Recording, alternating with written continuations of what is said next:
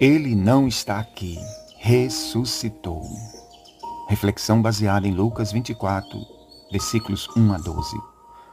No primeiro dia da semana, de manhã bem cedo, as mulheres tomaram as especiarias aromáticas que haviam preparado e foram ao sepulcro. E lá encontraram a pedra removida. Mas quando entraram, o corpo de Jesus não estava mais lá. Elas ficaram perplexas, sem saber o que fazer. De repente, 2 homens, com roupas que brilhavam como a luz do sol, colocaram-se ao lado delas. Amedrontadas, as mulheres baixaram o rosto para o chão e os anjos lhes disseram: "Por que vocês estão procurando entre os mortos aquele que vive? Ele não está aqui, ressuscitou. Lembrem-se do que ele lhes disse quando ainda estava com vocês na Galileia. É necessário que o Filho do Homem seja entregue nas mãos de homens pecadores, seja crucificado e ressuscite no 3º dia." Então elas se lembraram das suas palavras. Quando voltaram do sepulcro, contaram todas estas coisas aos 11 e a todos os outros. Meus irmãos e irmãs, o testemunho da ressurreição de Jesus abalou não apenas estas mulheres, mas também aos discípulos e a todos quantos o ouviram.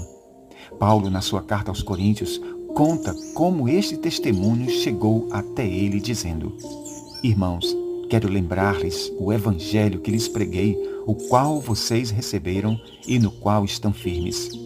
Por meio deste evangelho vocês são salvos, desde que se apeguem firmemente à palavra que lhes preguei. Caso contrário, vocês têm crido em vão.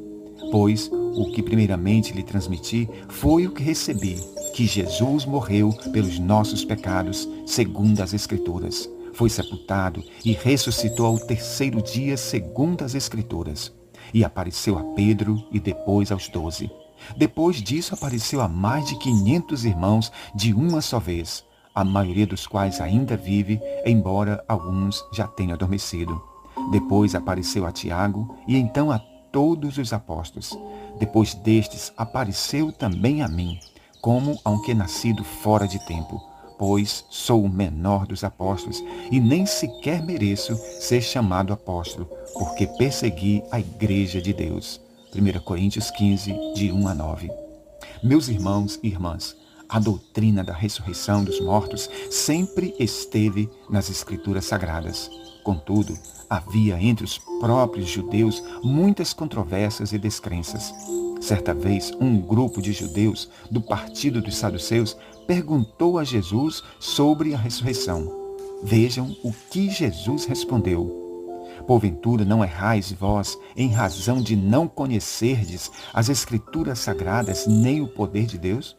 Porquanto, quando ressuscitarem dos mortos, nem se casarão, nem se darão em casamento, mas serão como os anjos nos céus. E acerca dos mortos que houverem de ressuscitar, não tendes lido no livro de Moisés como Deus lhes falou na sarça, dizendo: Eu sou o Deus de Abraão, o Deus de Isaque e o Deus de Jacó?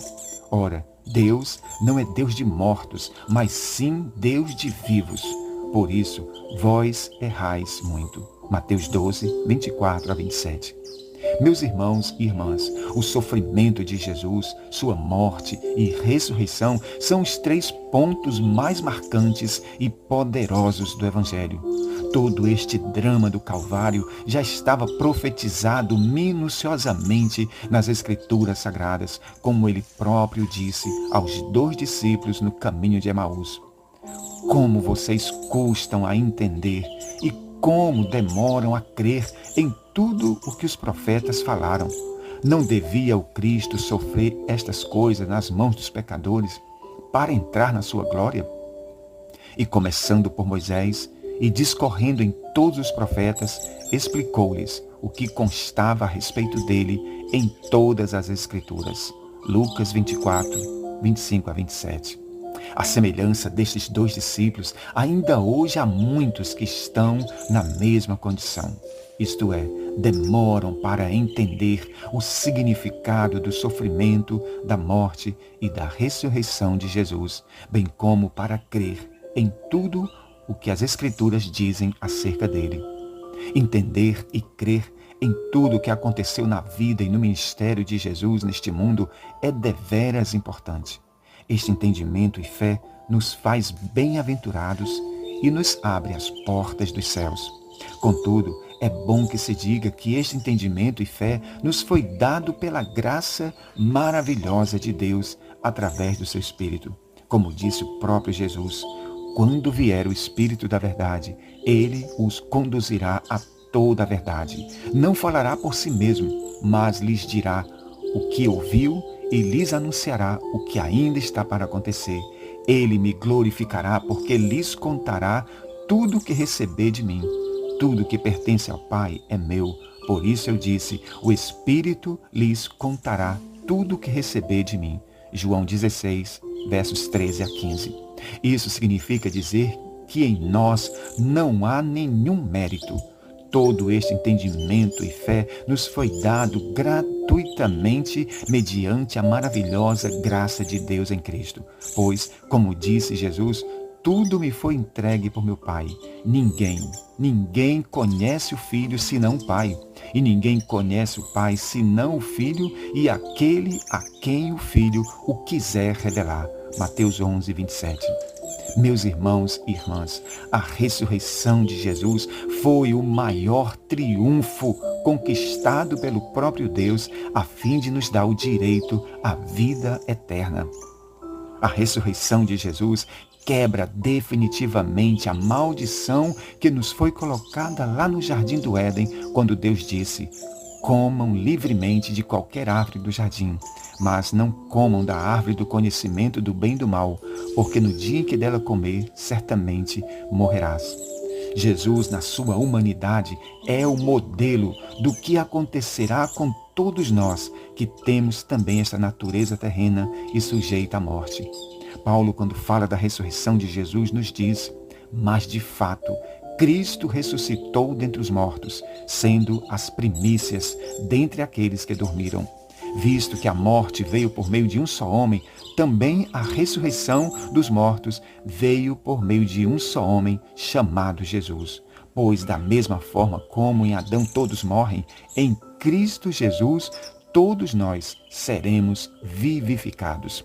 1 Coríntios 15, versos 20 a 22. Portanto, meus irmãos e irmãs, na ressurreição de Jesus, nós podemos ter um vislumbre do que acontecerá com todos os que já morreram em Cristo.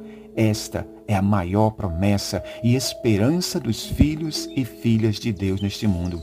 Para alcançarmos esta maravilhosa promessa, se faz necessário nós continuarmos firmes na fé até o fim, como disse o próprio Jesus.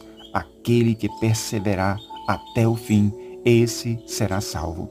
Esta fé, no entanto, deve ir além de nossas palavras, deve ser seguida de atitudes e por um testemunho de vida totalmente transformado pelo poder do Espírito Santo, como disse Paulo.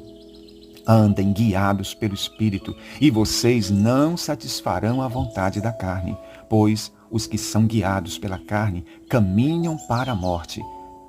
Ora, as obras da carne são manifestas: imoralidade sexual, impureza, libertinagem, idolatria, feitiçaria, ódio, discórdia, ciúmes, ira, egoísmo, dissensões, facções, inveja, embriaguez, orgias e coisas semelhantes a estas. Eu os advirto, como antes já os adverti, que os que praticam essas coisas não herdarão o reino de Deus. Gálatas 5, versículos 19 a 21. Por isso é tão importante as palavras de advertência de Jesus quando disse: nem todo aquele que me chama de Senhor, Senhor, entrará no reino dos céus, mas aquele que faz a vontade do meu Pai que está nos céus. Portanto, a ressurreição é o grande prêmio para aqueles que têm uma fé associada à obediência, à santidade, ao temor e à submissão à vontade do Espírito Santo de Deus.